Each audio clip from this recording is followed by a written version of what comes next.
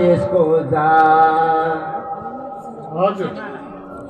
कति पढ्नुभयो श्लोक शास्त्र कति पढ्नुभयो नि स्तोत्र सेउलीका जन्म बोकेर ल्याउनु भएछ के हो नि यसको गोत्र श्री राधे थोर थोरै पढ्यौँ हजुर श्लोक शास्त्र दिनभरिलाई पुग्नेछन् हामीसँग स्तोत्र मधुवनदेखि बोकी ल्यायो हिँड बिरुवा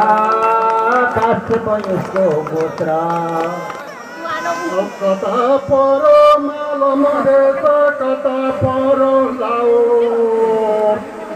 कति वर्षको बेलो ल्याउनु भयो कति अक्षरको नाउ परो किन माथि उभो परो लाओ 22 वर्षको बेहुलो लिएर आयौँ पत्रिकाको घरमा हो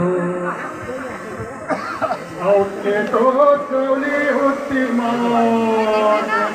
चौली भक्तिमा एका चौली अथवा चौलीले जस्तै भरि हरे चित्र विचित्र मुङ्गा कवि भेटे विच हातको सर्वागे गरिएका हात अघिल्लो पारोस् त्यही नापको माथि चढु यसकै तर्क गरेर हे प्रभु मतलो पर्यो पतो काखैमा अब न खुसी मनले गर्नुहोस् माई तमा छ जान्छौ भनी आफै गएकी निन्दाले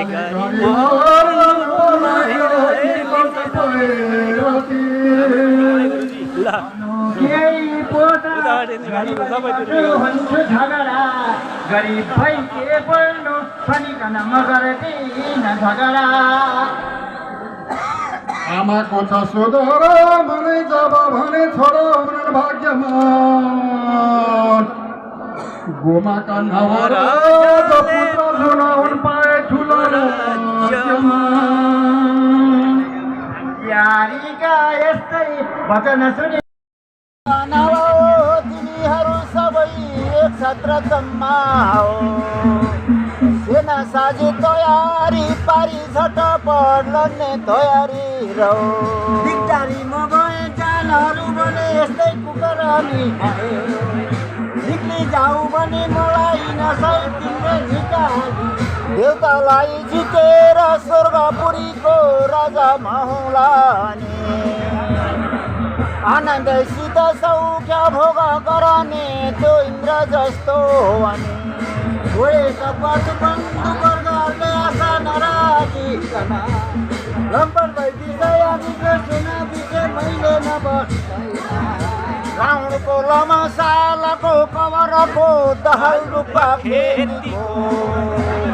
देउता शङ्कर बस्छ गोत्र प्रवारै केही साथी पाँचको सित बुझेन बेटा झगडा गर्थे सदा तिमीले सबरा मैले नमरी उम्केर जाला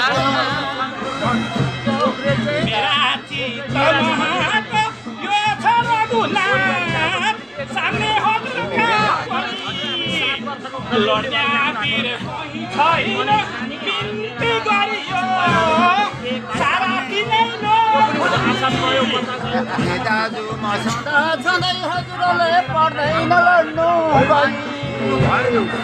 आसनमा गई बस्नुहोस् हजुरकै इन्द्रै समानको हाम्रो निश्चयाति हुने छ बढिया देखिन्छ लक्षण पनि मार्छौ राक्षसलाई आज सहजै सादा घुसुन छोरी हो म त माझी छु बढीमा बस्ने छु चालकी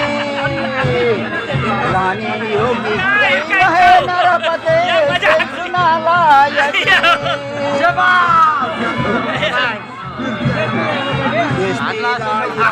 हजुर मनले आशा भए तामता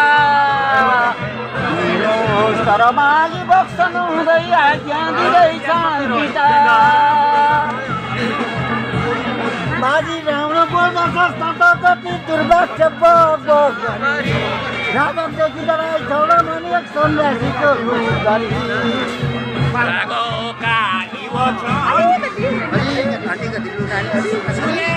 हनुमान तहाँ अगाडि सरी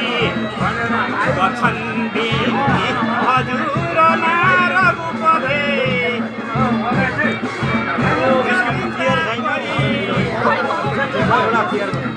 भाइ ठाउँ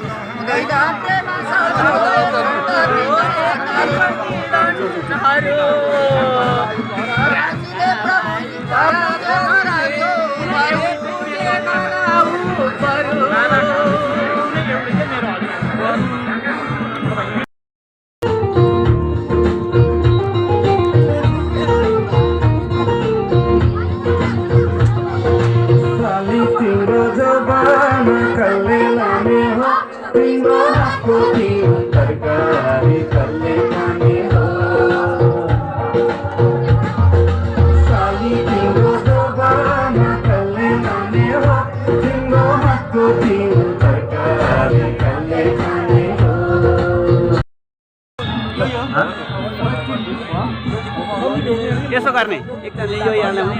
यसो यसो गर्ने घुमाइरहनु घुमाइरहने बेहुलीलाई दिने हो त्यसो बिस्तार हो एकदम बिस्तारै घुमाइरहनु पढुन्जेल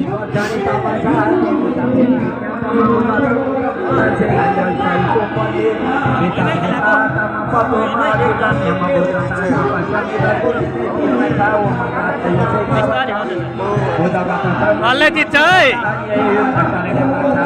हाम्रो बेहुला त साह्रै हार्छ जस्तो छैन बेहुली झन् के कम्ती